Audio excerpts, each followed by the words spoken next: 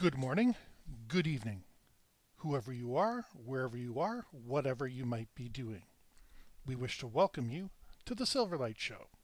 The silverlight shines to illuminate that which lies hidden in darkness. For those of you tuning in today, we welcome you in. I'm going to talk about my least favorite subject today, and it's editing. Maybe if you're not an author, this may not interest you, but stay tuned. You're going to find out the mistakes people accuse you of are not so uncommon. So last year, I contributed a story to the anthology Tales from the Monoverse, a Last Waltz anthology. And I was working with the publisher. He was editing my stuff. We had slightly different visions on the way to produce, and it wasn't a big deal for me to change my style and make him happy. And ultimately, when you're working on a collaborative piece of fiction, you have to be the one to adapt. But that's where I'm going to get to this point. How many times have you been online and somebody's correcting your grammar, correcting your posts, anything like that? Well, I was working with professionals, professional editor, professional publisher, the owner of the company, and I turned something in that just makes my teeth hurt. Now, this is the scene that I wrote, and it's two sisters, young girls, running across the field. And I wrote this. Now, with the bubbling, babbling brook babbling away, they huddled around another treasure that they had stolen while their grandmother napped. Yes, in one sentence, I used babbling twice. This may seem like a minor problem, but it isn't. You don't use the same word twice in one sentence. You shouldn't even use it in the same paragraph. And plus, it's describing the exact same attribute of the same object twice. He had a friendly smile. His smile was friendly. See, those don't work together. And that's just to eliminate one of the lines. And I did it. It's in print before me. I missed it. My editors missed it. I'd like to say it was because the rest was so good they didn't want to say anything about it, but I know that's not the truth. The story was written rather quickly, edited rather quickly on my behalf, and I don't know where it went on their behalf, but we all missed that. Or maybe they thought it was nice enough. If you feel like it, comment on down below. Like I said, that's Tales from the Monoverse from the Last Waltz anthology. I do encourage you to pick it up because the idea of their universe is there's no color. Everybody sees things in black and white.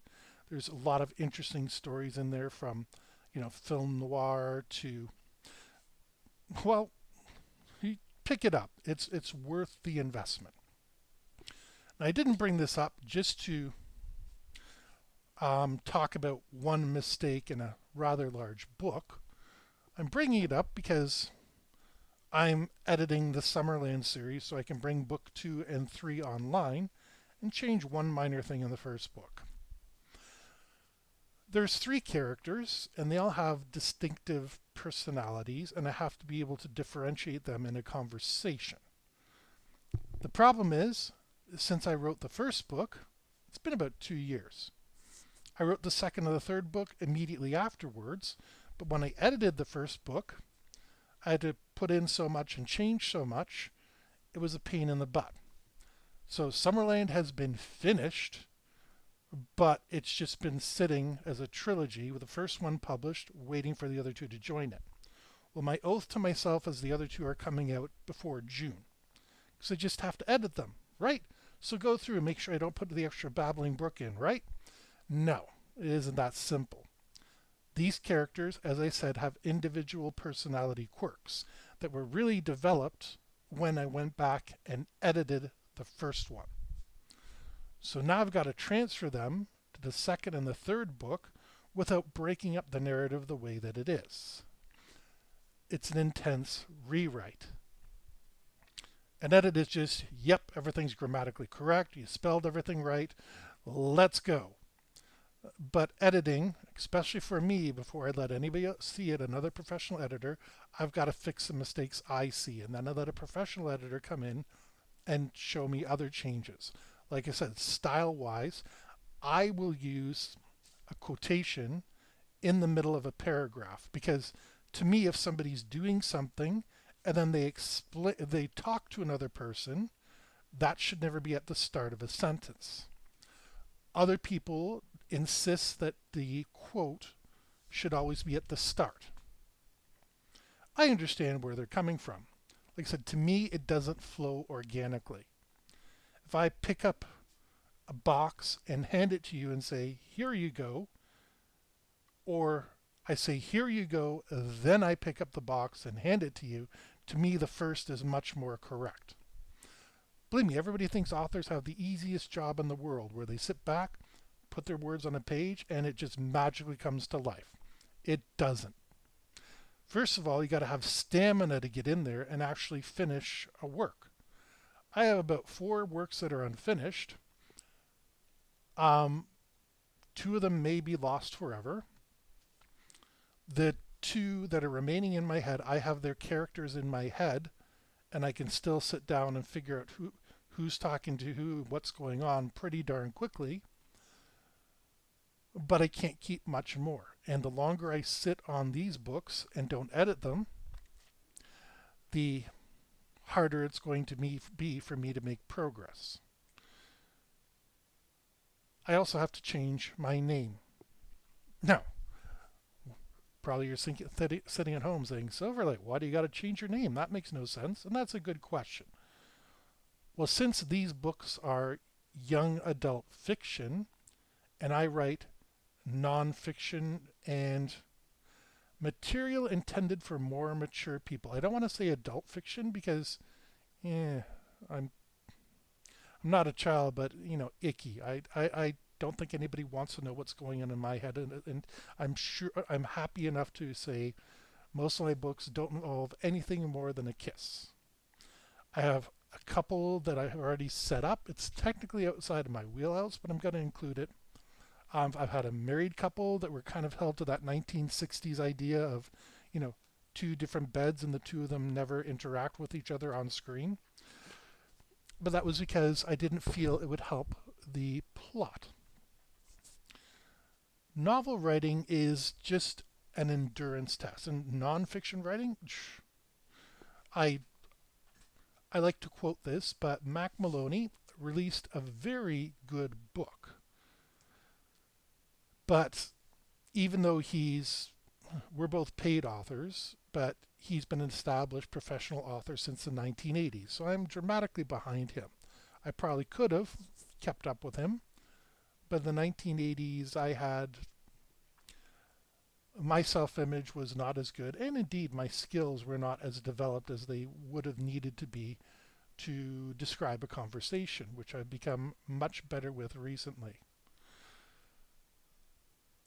Now, he wrote this book, which is basically mysteries around the world. When he was a beat reporter, he used to find interesting tidbits and he put them all away, thinking one day he'd do a column or something on them. And now, every couple of years, he puts them all together, types them up, throws his name on it, and he publishes a book. This past book he published, well, actually 2 ago, it actually came out just after the 2008 crash. So he had to work for years because they give you an advance. Let's just say they figure you're gonna make $100,000 on it. They give you $25,000 up front, and if your book doesn't sell that $25,000 worth of profit, you gotta get involved and sell it yourself. And it took him till about 2020, but he knuckled down. He found ways to advertise it. He found ways to bring it up, and he worked like the Dickens. And meanwhile, his other books were still selling well. Just that one came out at the wrong time in the wrong place. As an indie, although I have worked commissions, the Monoverse, for example, I'm less concerned with making back my commission, so I can publish anywhere, anytime. We're all desperate for exposure. So, what I'm asking for you is when you're listening to me tearing my hair out, listening to the process, first the creative process of coming up with characters and people and ideas and stuff like that, and then making sure it's legible because I can write a nonsense sentence just as well as anybody else can. And third, finishing it. Finishing not only finishes the book, but the editing and all that sort of stuff too. I hope that gives you a little more appreciation of what writers go through. I'd appreciate it if you'd look at my books and, you know, if one suits you, you can buy them on Kindle or you can buy them on you can buy 3 of them on paperback. When I first started, I didn't like to publish in paperback because it was a real pain in the butt. The system was not user friendly, and while I regret not publishing them in paperback, I admit the current system is much, much better.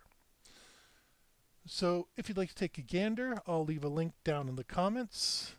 This is not intended as a sales speech, but that's the way it is. And I was talking about writing anyway, so I couldn't figure out anywhere better to put it. So yeah, understand how much frustration goes in, even to one of these silly little pamphlets I get where everything's going to be Armageddon and beyond, the Beast of Revelation, whatever it might be. Tales from the Monoverse is a separate collection. The same token, the authors in there are fantastic, and even if you're not fond of my work, it'll be worth your time to pick it up. So there'll be 2 links in the comments, and hopefully you find one that you like. With that, we hope you enjoyed this episode of the Silverlight Show. If you did, please like, share, subscribe. Don't forget to check out the links down below. Hopefully you find a new author that you can bring into your collection. We're like puppies. We like to be adopted. And that sharing is carrying more than you can possibly realize.